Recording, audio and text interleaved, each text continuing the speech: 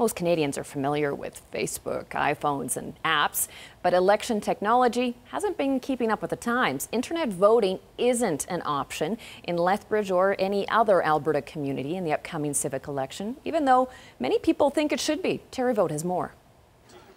These students at Lethbridge College are used to working with technology. They think voting online makes sense. You could do it at home anytime you wanted. People would probably attend it more. Just be quicker for them to do. A lot of time people don't have the time to go out and vote and you forget to do it. You would get more response if you were able to vote online.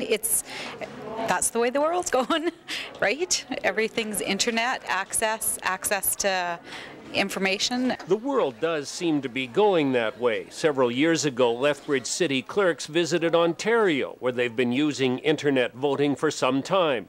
It's also common in the United States and many European countries, but it's not allowed in Alberta yet. Before any of the municipalities in Alberta can do internet voting, there is legislation requirement changes that will have to take place. And that is being looked at. The Lethbridge returning officers took part in a pilot project organized by the City of Edmonton earlier this year.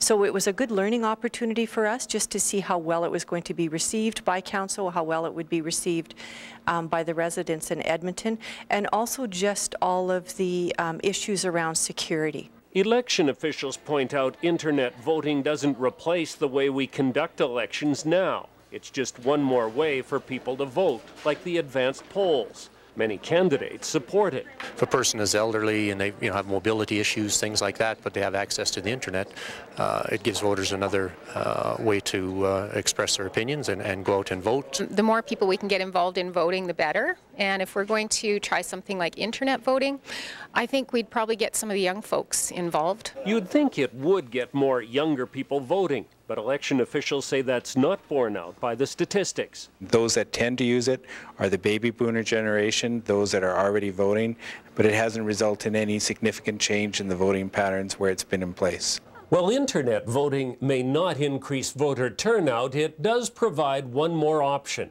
And many people, including local election officials, say that makes it worthwhile. I think it's something that we really do need to be looking at for our electors here in Alberta for the future. Terry Vote, CTV News, Lethbridge.